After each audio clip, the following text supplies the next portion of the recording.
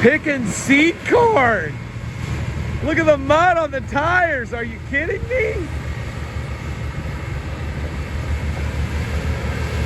Look how serious those guys are. Looks awesome.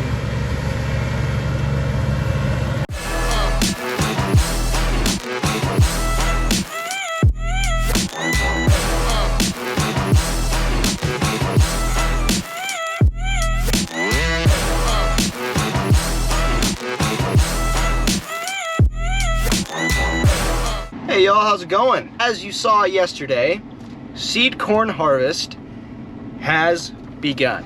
They started at my Uncle Glenn's place. He had a little 20-acre seed corn plot, and they got that harvested. Check this out.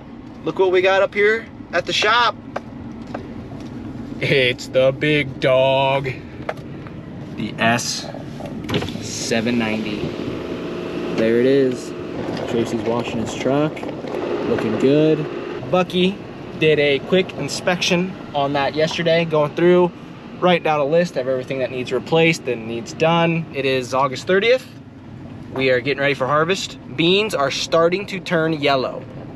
They're starting to get some yellow leaves on the top. The rule of thumb, once all your beans are yellow, it's about 2 weeks. I mean, full yellow, about 2 weeks, and they'll be thinking about being ready to go. Well, here's what we're dealing with. Gotta pull this out, gotta pull that out. Basically, we need to get the planter unhooked from the quad. We hooked that up just so we can move it. One step closer. I'll do a start on this one for you guys. Obviously, you know why.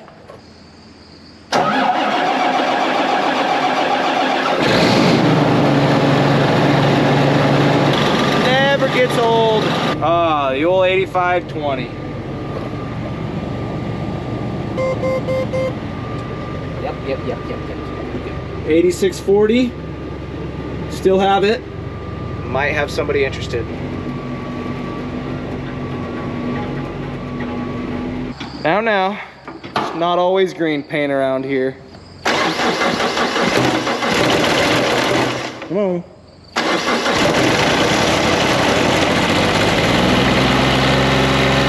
Kubota, cold-blooded. Now this is the part where I potentially need Badger, because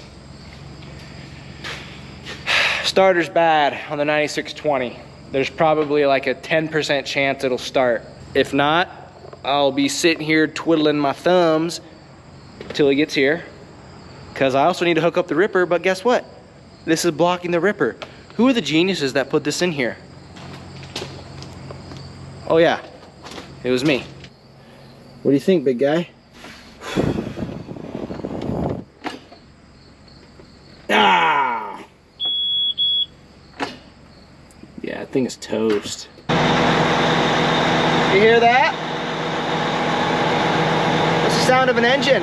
Just trying to use this little doohickey thing here to wedge it under the key to make it turn, and then I go hit on it with the hammer, and while messing with it, it just, a couple times, it finally just popped off. How about that? Just like that. With a little bit of luck and some rusties, we're free.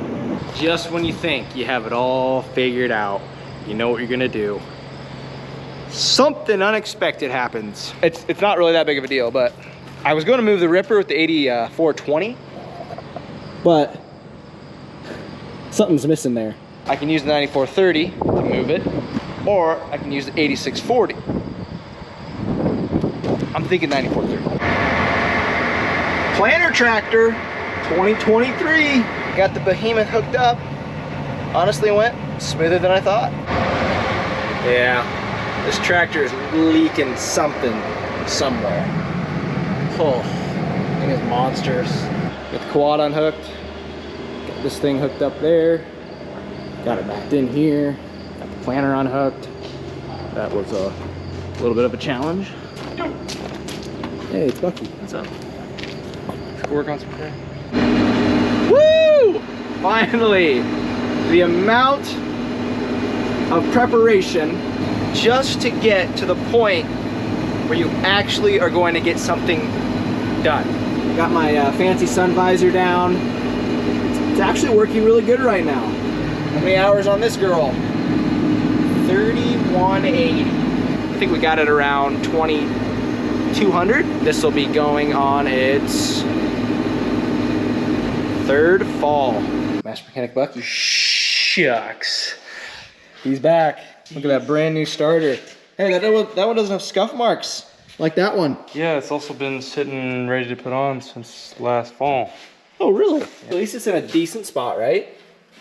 Or no? Yeah. I don't think it's too bad. Not too bad. Last spring, it had 3,052 hours, and as I showed you, it's at 3190, so it's 138. So we're just gonna drop the engine oil and change that. Blow out the air filters. This bolt. So this drawbar can do one of these. Wow, jeez, can't really. Oh, she's kind of wedged out. That's an easy fix. All right, you guys tell me, is this John Deere engineering, or they just got lucky? You think, Buck? Luck. Had a buddy come up, visit. He was at the Farm Progress show. Maverick, shout out to you. Thanks for stopping by. It's good to see you. Good to meet you, finally. We got 8520 in the shop. Oil's dropped. We'll change filter tomorrow. 8420, oil's dropped. Change filter tomorrow. 9620 RX. Bucky got the new starter on. Works like a charm. And we got the oil dropped, filter changed, new oil in, all ready to go. That'll be it for tonight. See you tomorrow. Hey, literally, hey. This morning, took a little road trip. Our hired truck driver, Tracy, showed me how to get bean meal in Des Moines. Because seed corn's starting, he might be hauling some seed corn, so that means I get to take over bean meal duty. Changed oil on tractor this morning on the 8520. Meantime, we're mowing down alfalfa. Woo! This is some third cutting alfalfa. See, look really close. Just starting to get some purple blooms. Time to go. Like I said, third cut. So I'm looking pretty good. First cut, we got 10 bales off this. Second, we got 9. This round, I'm thinking maybe 6 to 7. Got that little field finished up, about 5 acres. We're here at Home Farm, Grand Central, Area 21, knocking down another, 4 acres or so.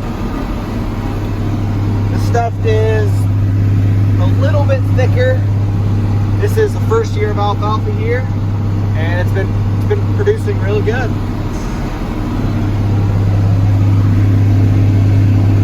Something interesting about the home farm this year, we got 5 crops. We're going to get 5 crops, different crop types off of this farm. Corn, soybeans, seed corn, alfalfa, and grass hay. Isn't that insane? 5 crops, 340 acre farm, just like they did it back in the old days. Gotta love it.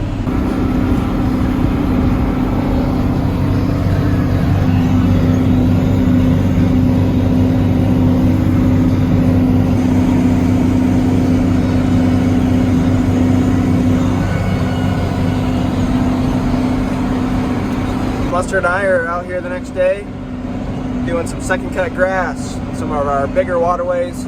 We don't second cut every waterway just because it's not worth it, but we definitely do some of the bigger ones that are going to produce at least 15 bales or so.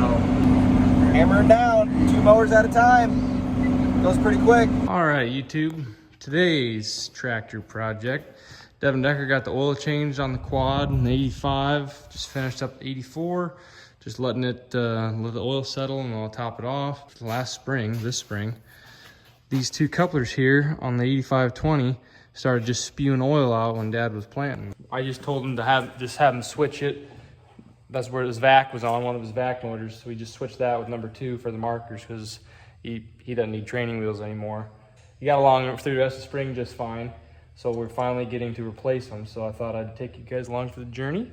Show you how to replace couplers because it is a fairly common repair and it's not not very hard at all. If you have a couple tools and the willpower, you can do it. First things first, you just take your covers off. The 20 series just has a little groove right here, and they slide up, hook in there. Everything, let's see, like an 8000s, the early ones, they actually I think had a screw-on cover. Don't quote me, maybe they had these same ones, but everything newer is gonna have a screw-on cover. Just screw your little screws out, pull that cover off, clean it out, just clean it with some air, get some brake clean in there, get it clean. And then there's a little snap ring. You can kind of see the groove of it right there. It's a split style one. So you get your pickup in there, make sure you poke your finger good so you remember, don't do that next time, bozo, and get that out, and then I'll show you what you do next. You get that pried up right there just on one part, and then once you get it kind of started out, you can just work it around enough till you can get your finger on there, and then just pull it out the rest of the way. And there's what I mean by split style, I guess, not just a regular snap ring, it's a spiraled deal. You get that out, I'll get the other one out, and then I'll show you what next. Now that we got the snap rings out, you'll take a pliers like these. They're a snap ring pliers, but they are for like flat style with no holes in them. They got the little dimples. Those right there, there's a couple O-rings behind there that hold them in. So the reason you want these, I suppose you could probably do it with a regular pair of snap ring pliers, as long as you can get enough grip on that outlet right there, or a coupler. You just go in here, grab them, and pop right out. There'll be a little oil that spills out. So you're on top of it. Unlike me, you can put a pan down there, but I'm just keeping the floor from rusting, I guess. I don't know. So there's a coupler, not much rebuildable to them. There's a couple O-rings in there, but the actual coupler itself, he had the hose hooked up and it was just spewing out. So the coupler balls or whatever, they go bad, and don't let the outlet do what it's supposed to do. While you got this out, the other thing you need to do, there's some O-rings. It's a backup ring and an O-ring, and you can kind of see the very white edge of the backup ring. They're kind of fun to get to, but once you do 1 to 2, if you're doing them all, they'll all go easier. So but yeah, I can tell this was the bad one. Just didn't feel right in there. We're looking in here.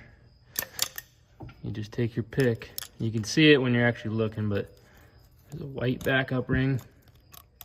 It'll come out first, and then an O-ring right there. Sometimes you can get them both on the same shot. Right there, got them both. See our lever move in there?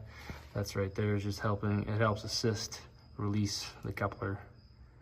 So they're breakaways, but this helps assist, so it's a little easier. Also, make sure you spray brake clean in there and get it on your hands with the one with the most open wounds, because then it'll help heal your hands faster. It'll be a quicker recovery time. Spray it out, wipe it down, blow it out, get that gunk out there. Try to clean up some of them passageways that are down here going for the drain. Okay, so the O-ring's kind of the easy one to get in there. The backup ring is a little more fun. The easiest way to do it, you get it pushed back in there, and you kind of got to have the perfect amount of fingernail. About that much, just enough to get a little dirt behind there. You get it pushed in, and then when you get it on the top side, you can hook it on your fingernail and just slowly start working it in. It takes a little time, and then you might have to start using a pick to help it out, but guy, you can do it. Just take your time, be patient. Once you get them in there might be one side with a little bit of a lip where you kind of had to bend it. Just keep working your finger around there, both sides, just to really smooth it out. And then sometimes I'll take the smooth side of a pick just to help, so you don't have any little creases in there. And then what I'm gonna do is I'm gonna lubricate that with some white grease. I'm gonna lubricate your new couplers, shove them in, snap ring in, covers, done. Something good to kind of keep on hand, I think, because they'll fail on you randomly, and if you don't have another outlet to use, then you're kind of SOL till you get one. Well, we got a little different snippet of a video coming at you here on the Man Family Farms. This is the 8640 Cummins repower. Decker's talked about this a little bit. It's been in a couple maybe equipment tour or something. The Cummins repower, they put an 855 Cummins in these things because the John Deere that were in them, I believe it was the 619, were junk. They were frame mounted and they twisted when you drive through the field, and you cracked blocks and twisted yeah, it just wasn't a good design. Even though they're doing that now at the 8000s, for some reason it's just a, I don't know, they figured it out in the 8s. They didn't have it figured out in these old girls. So John Kinzenbaugh come in, put a Cummins in there. Got, you know, we got her mounted there. Where's the other mount at? Oh, in the front here. Can't see it. There it is down there. This girl's been around the farm for, oh geez, oh, Dad will probably talk about it. It's been a long time. Had 2 of them at one point. This is the only Cummins. I got to do a little cab kit. It's sold. We sold her, so probably should be putting it on a grain cart. But it's served its purpose around here. Use it for tiling for a lot of years as a help pull out tractor. So I'm gonna doll up a little bit of the cab, a couple door skins, and then we got to take the wheels, these outer duals off for shipping, and take off the blade wings. We'll just leave the rim on because you guys have seen what, you know, what that entails. We're not even gonna try it. We just pop out these bolts here on the back side. There's a square nut and pull out those wedges. We had to move the 40-20 like that. So just between this outer rim and that rim, that'll give us our space we need. I think that the saddest part for Badger about this tractor leaving is that we've told him, Dad, the console you made has to go with it, because it is so specific, just like every other console he makes, that it's a one-time thing. So I guess the guy that gets this, he's gonna get a little surprise console with it. Fits up in there. You got your drink holders, you got a lid that comes down, you got a good place to write, you know, notes on, you got a ledge hang on to your snacks. I'm just cleaning it up while I got it out. That's all the stuff that was in there, accumulation of stuff.